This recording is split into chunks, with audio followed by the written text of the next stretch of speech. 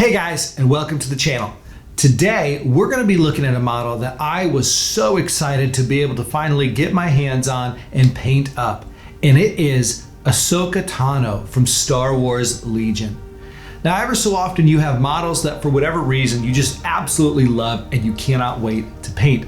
This was one of those models for me. There's a lot of different ways that I could have gone with this model as far as paint schemes. I went through a lot of them. I went through a lot of different ideas trying to figure out exactly what it was that I wanted to paint. And finally, I ended up just being inspired by the box art that they did and using that color scheme. It was a lot of fun to work with oranges. Personally, I think orange is kind of a fun color to work with. I played around with it a bunch leading up to getting the model. When I knew that she was being shipped and sent to me, I sat down and tried to figure out how did I want her orange skin to look. And it was kind of a unique challenge because I wanted it to look realistic. I wanted it to look like skin, but I didn't want all that super deep depth to it. I still wanted it to kind of stand out and be a little bit lighter than you could possibly have made another orange. Also on top of that, you have white lightsabers. That's not an easy challenge to figure out. How do you make it white? And for me, the trick was make it blue and then bring the whites back into it if you need to, but give it just kind of that blue tint to make it not look plain, to give it a little bit of depth, to give it a little bit of feel to it, but without making it look like a blue lightsaber. I've actually been so inspired by this model, by painting it, by just the entire idea of it. I love Ahsoka Tano. I think everyone does. If you're into Star Wars Legion, if you're into Star Wars, especially if you're like me and you're a big fan of the Clone Wars TV show, then you have to love Ahsoka. And so I've actually been inspired to start a rebel army based solely off of her, built around her. I love clones. I love the Empire. I love droids. I've always found it hard to sit down and paint rebels though. I just haven't been very inspired by them. So I'm finally sitting down and starting a rebel army, something I've been wanting to do, but just haven't been able to bring myself to do it. And that's pretty exciting for me. One of the things I really enjoyed about painting this model is the fact that, like a lot of Star Wars Legion models, it doesn't have a bunch of tiny details and small things to work on. It gives you a lot of larger surfaces that you can really go and kind of create where you want your light to fall. You can create your own atmosphere, your own really picture of what you want going on within that model. And that was a lot of fun to work with this model, is whether it's her cloth or it's her armor pieces or it's even just her skin. There's a lot of area there for you to decide where you want your light source to come in and exactly how you want to shape the feel of your mini as a whole. The last video we did of a character was with Acryl, and he's got so much going on within his kit, within his sculpt, and it's beautiful. It's a wonderful sculpt, but it was kind of a nice palette cleanser to move to a smaller mini. Of course, Ahsoka Tano is much smaller than Acryl is, but also to move to a mini that allowed me with a lot of free range to kind of decide what I wanted the atmosphere to look like with that model. So hopefully you are excited to see how I've painted this, maybe get some inspiration so you can go and paint your Ahsoka Tano model. And I am certainly excited to show you the process by which I painted this model. So with all that ready, let's go ahead and let's jump straight to the painting. As we start this model, we're going to begin with the blue cloth. And one of the things I don't want to do is make this super bright and have it stand out. I want to keep it kind of muted. So we're going to start with this really nice flat color, this blue black. It's one of my favorite blue gray colors out there. I really like how smooth it is. And we're going to apply this, and we're not actually going to focus on building up a whole lot of areas off this base color.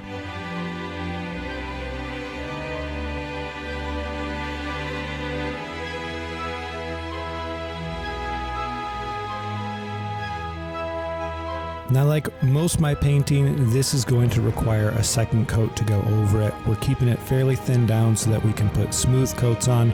We don't want to build up texture with our paint. Sometimes you notice brush strokes in your paint, things like that. That's often avoided if you just simply thin down your paint and be willing to go 2 or 3 layers at a time.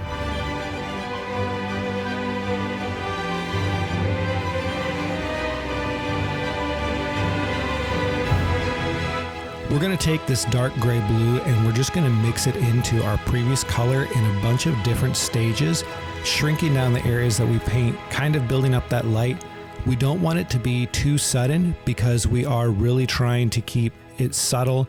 We want to keep it looking like cloth, and we don't want to give it too much light. We don't want to make it look shiny or anything like that.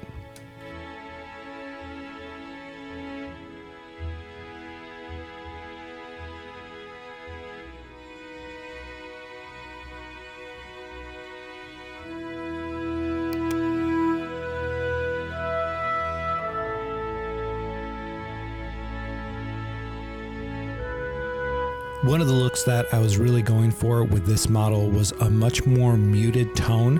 I didn't want a lot of bright colors. I didn't want a ton of contrast even. I wanted a lot of flat colors. I wanted a very flat look overall to the model, with just certain parts accentuated and for the most part keeping it fairly low profile. I don't use any actual metallic paints whenever I paint my Star Wars Legion figures. For whatever reason, it just doesn't seem to really flow with my idea of the Star Wars universe.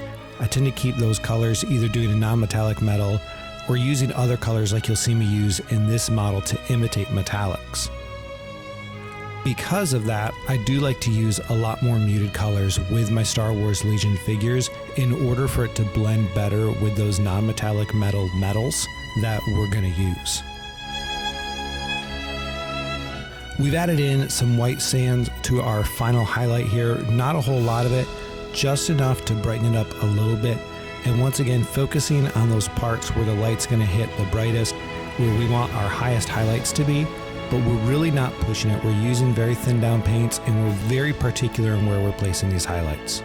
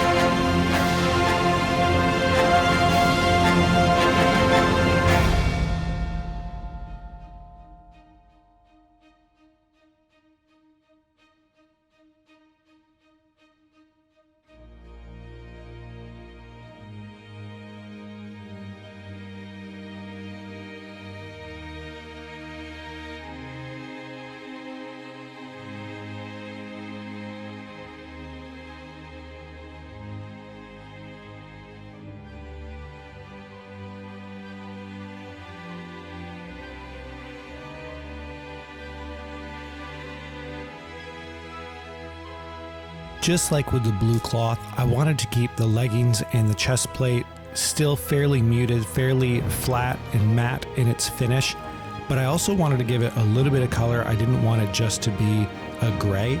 So I mixed this black leather into our petroleum gray. It has this purplish undertone to it that I personally really like to add a little bit of color variation to some of my grays and blacks.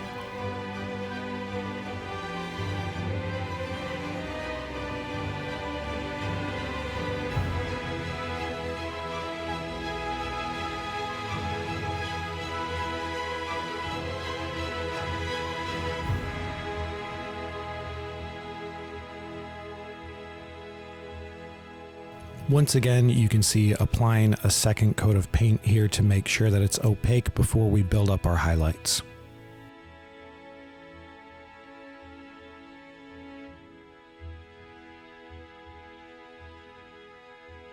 Like with almost everything on this model, we're working with a lot of flat surfaces where you kind of decide where you want the light to hit.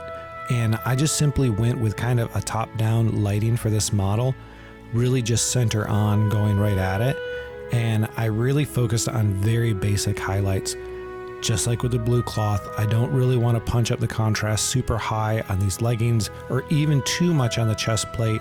I want it to have a nice muted look to it.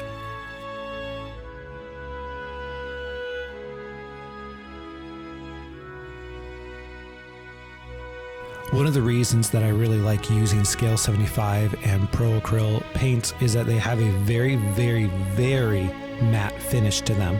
If you use something like Games Workshop or Vallejo, their finish is very different. Personally, I like the matte look. It's one that I go for no matter what. If I use Games Workshop, if I use Vallejo, I normally use a matte varnish on a lot of my models at the end anyways to give it the matte look that I prefer. If you don't like that matte look, just simply substitute colors from other paint ranges. You can use a satin varnish or something like that as well if you want it at the end. I prefer to not always have to use varnishes, even though it protects my models. It can take away some of the shine, especially if you're using metallics. And sometimes you just want the model to look exactly how you painted it and not necessarily have that shift that a varnish is going to give it.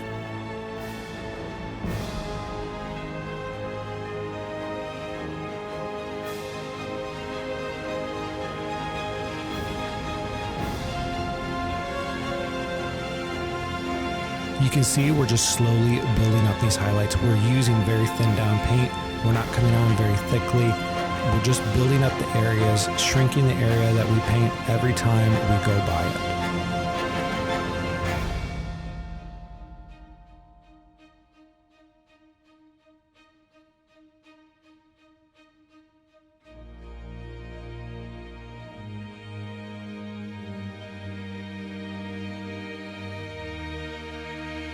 I decided to come back in and glaze in some of the mid-tone mix that I had used because I felt I had gotten too bright and hadn't transitioned very well from my shadows into my highlights.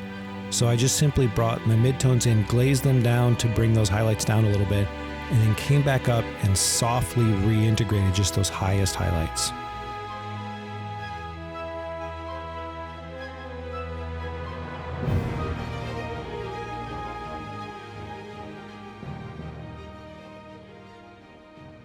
The skin is obviously the most interesting part of painting Ahsoka Tano. Orange skin is not something that we paint very often. Now, if you're painting a dark skin, like an African skin color, actually a good idea is to use orange within that to get deeper colors. But to have an orange be your actual base tone and work up or down from that is a little bit strange, a little bit different. This was kind of fun. I had actually just recently gotten these Scale 75 paints in the mail, so I wanted to use them.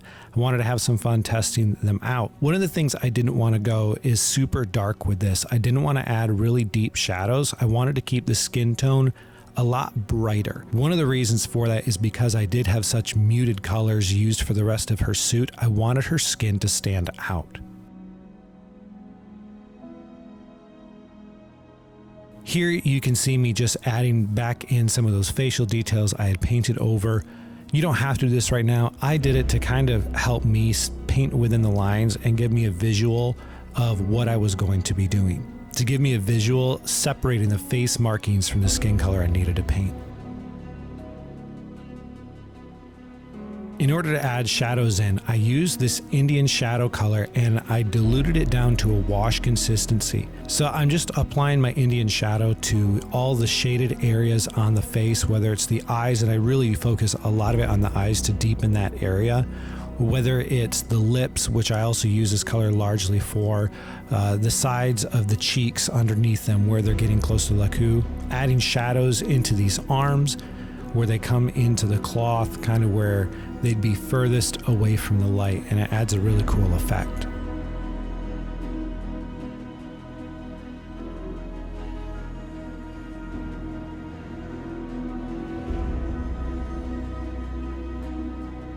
I went straight into Mars orange here. I did not mix this into my Kalahari orange, but I just diluted it and I used a very thin consistency to build up these colors.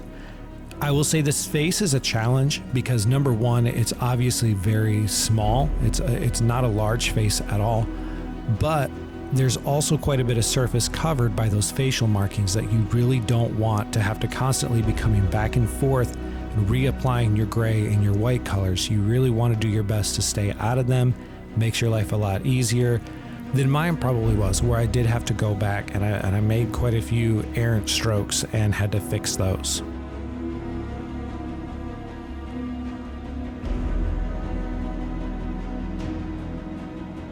Once again, the highlights in these are very basic with where I placed my lighting. It's very much a top down from the front, kind of light coming down on them. So for the shoulders, it was really just Kind of the tips of those shoulders is where I was going to build my highest highlights to, and very easy. Kind of went with the actual sculpting of the model rather than picking an interesting light source to work from.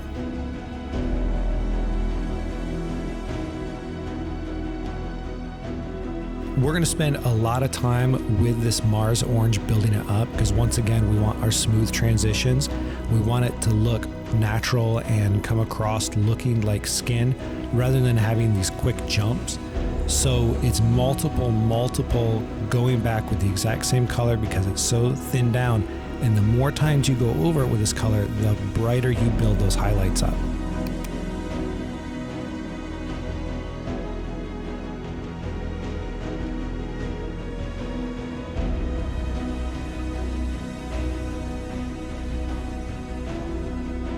For our very final highlights here, I added just a little bit of ice yellow into my Mars orange to give it just that tiniest bit more brightness in order to focus on things like the tip of the nose, the chin, those cheekbones where they're at their brightest, right up there on the forehead as well, and just give them a little bit extra brightness.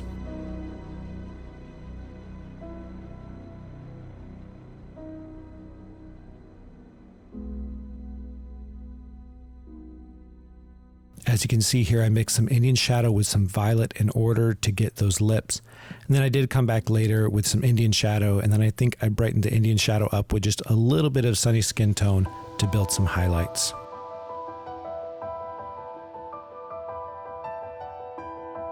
Her tails were actually a very interesting part of her to paint.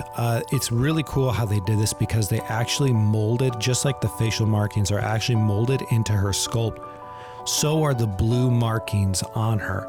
Now with that being said, that makes it a little bit easier. It kind of keeps it to a paint within the lines. You know where you're supposed to be.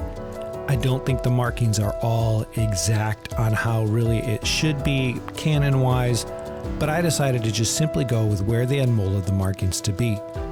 So I watered down this dark gray blue, and I came over and decided the first thing I wanted to do was just build up the definition within those blue markings, just kind of create where those are going to be so I know where to go from here. It took me 2, maybe 3 passes to build these up to where I kind of wanted the color to start from, and just didn't really care if I got it onto the white parts because I knew I was going to be going back over them.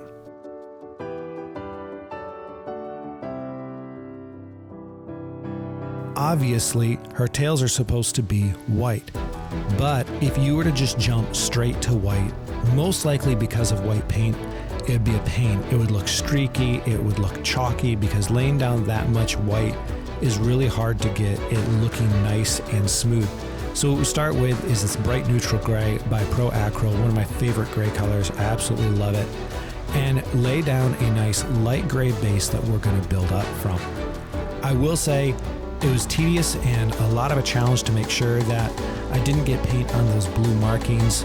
Honestly, there's quite a few times where I did get paint on those blue markings, and I came back after this process and had to go ahead and reestablish those blue markings, and had to do that even more carefully because now I'd laid down my gray color and I didn't want to paint over that and keep going back and forth, correcting mistakes.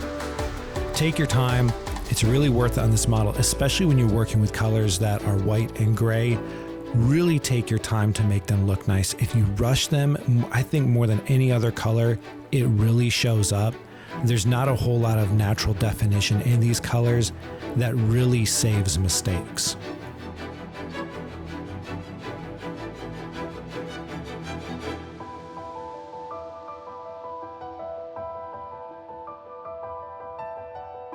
I just wanted to take a minute and say thank you to all those who have supported these videos. It means a lot. We're going on month 3 of making videos, and it has been so much fun. I have been more motivated to hobby just in the past 3 months than I have in years of being involved with painting and wargaming. And I appreciate every like, I appreciate every comment, I appreciate every subscribe or share or even just interaction, whether it's a private message to talk hobbying. It has been so much fun, and I just cannot say thank you enough to those who have actually taken the time. There are so many better painters and better content creators out there that you guys could watch, so it really does mean a lot that you guys have taken the time to watch these videos.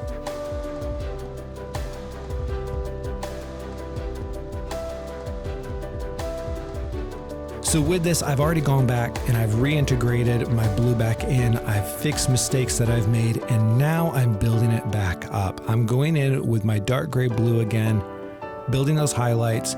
And then what I'm gonna do is I'm just gonna lighten them up a little bit. I'm not really gonna do a whole lot to lighten them up because I don't wanna spend a lot of time working on the details here in the blue markings. Just like with the suit, I really went back to the same colors that I was using for the blue cloth. So this is just some white sands added into my dark gray blue base color that we're using. And I'm not hitting a lot, I'm just focusing a little bit. I don't want to brighten it so much that it's gonna blend into the white, but I do want to give it a little bit more definition than just a flat, boring looking blue.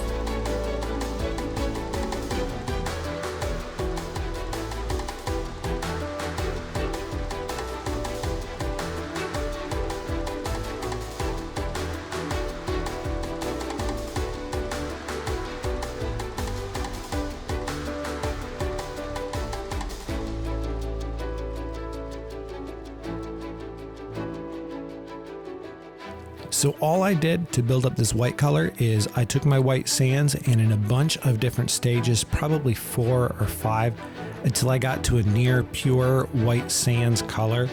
I went over the whole thing, shrinking down, focusing on highlights, making it as smooth as possible. It takes a long time because, once again, painting with a white or a gray, they tend to be chalky. So if you don't want to build up weird texture and weird buildup, you got to make sure you thin it down, and that means going very slowly with these paints. You'll also notice when you paint whites a lot that they can be very streaky, and that can be very aggravating. Like I just said, take your time, be patient. They will come out looking beautiful, but you cannot rush it. It's just not going to look good.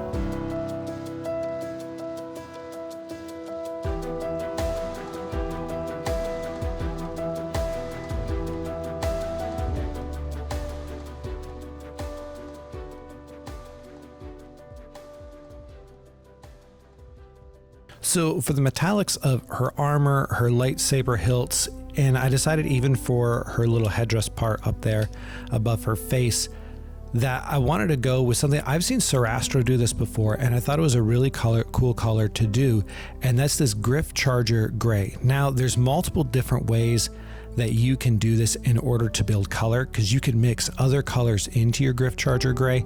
I've seen people mix in some blues, and that looks really good with it. Maybe a Talisar, just a little bit of Talisar blue. You can mix in Basilican Gray, and it will give it a much deeper tint. You can even go with a little bit, just a tiny bit of Black Templar, and that really reinforces the bluish tone, but also darkens it up a lot. I went for straight Gryph Charger Gray. Now with that, I'm gonna paint one coat over it, and then what I do, and I don't believe I show this, is I come back with my Gryph Charger Gray again once it's all dried, and I paint it even deeper into some of the shadowed areas to provide more definition and more color. Another way you can do it is you can grab Basilican Gray and you can use that to create shadows, and that provides really a nice deeper tone to it, provides a lot more contrast. For the highlights, I'm really picking out just the brightest spots. We don't want to come over much at all. I'm just picking out edges, I'm picking out corners, the little rivets here on her belt as well, and just finding places where the light's going to hit, using that same mixture that we use as the final highlight up on her tails, and being very specific in where we paint this. We're painting it very thin, and we're painting it in a very, very small area.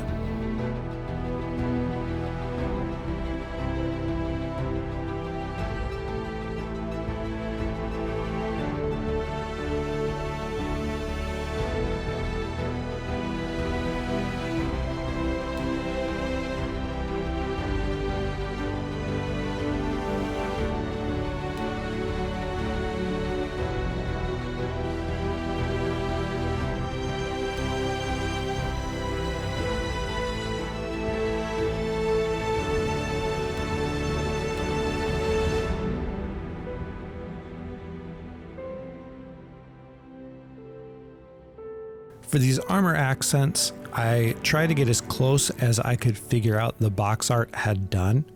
And so I started with this nice brown, this Gobi brown. I really like this color. It's kind of a little bit deeper sandy brown is what I would call it. And then all we're gonna do on these is as we highlight up into different colors, we're gonna focus more towards the middle of these panels on her armor. And the more towards the center we get, the brighter we get. So instead of it being brighter at the top where the light hits or towards the edges, it's simply gonna be brighter in the middle.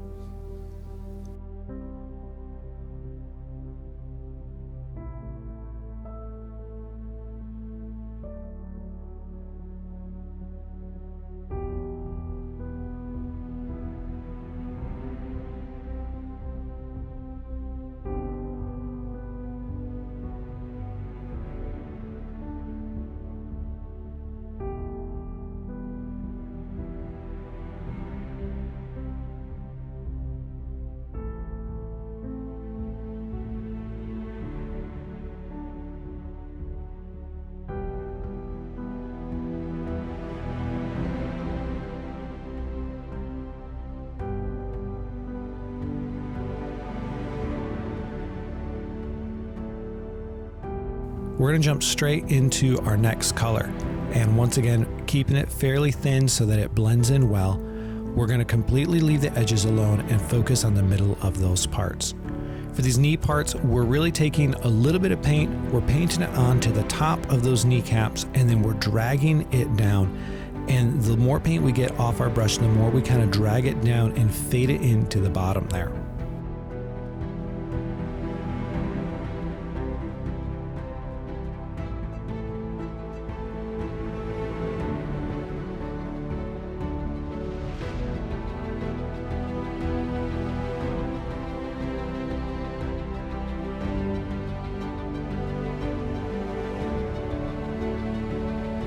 We're doing this in multiple passes with the same color so that we slowly build up that intensity.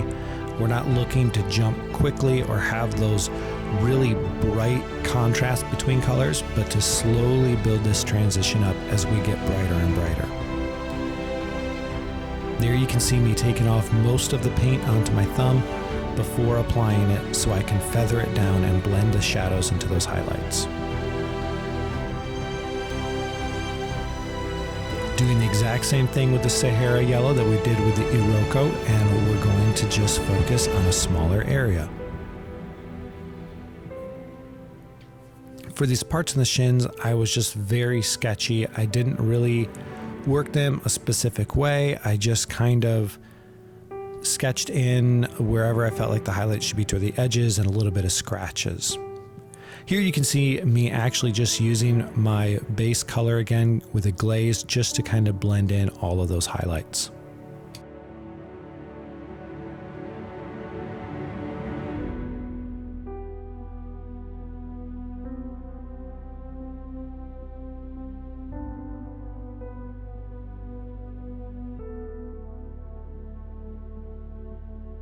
Now, white lightsabers are a challenge. Lightsabers can be difficult in general to make them look good, but especially white lightsabers. So here's the trick that I went with. I decided to use this Talisar blue. I significantly watered it down. Contrast paints can be very strong, so I needed it very much watered down. I wanted it to be a tint, not even a wash, but a tint, and built up slowly layers. Now with my layers, I focused on the hilt and I focused on the tip, and that being where most of the blue was built up, leaving just a very slight bluish tint in the middle. You can then come over, if you'd like, with a very thin down white and kind of come down the middle of the blade, and it looks gorgeous. Here's the finished model.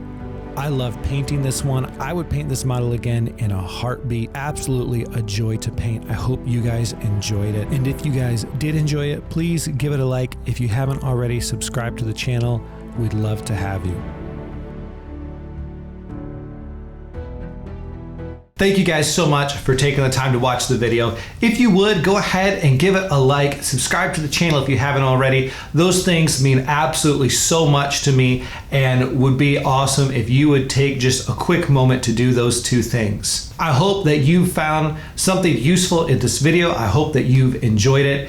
I have a bunch of other Star Wars Legion that I'm looking to paint up. The biggest thing is trying to decide what to paint next. So if you have certain characters or units or styles that you'd like to see, drop them in the comments. Let me know what you would prefer most to see next, and I'll get it on the painting desk and we'll start working on that. But once again, thank you so much. I hope you guys have a great day and have some great hobbying ahead of you. Catch you guys next time.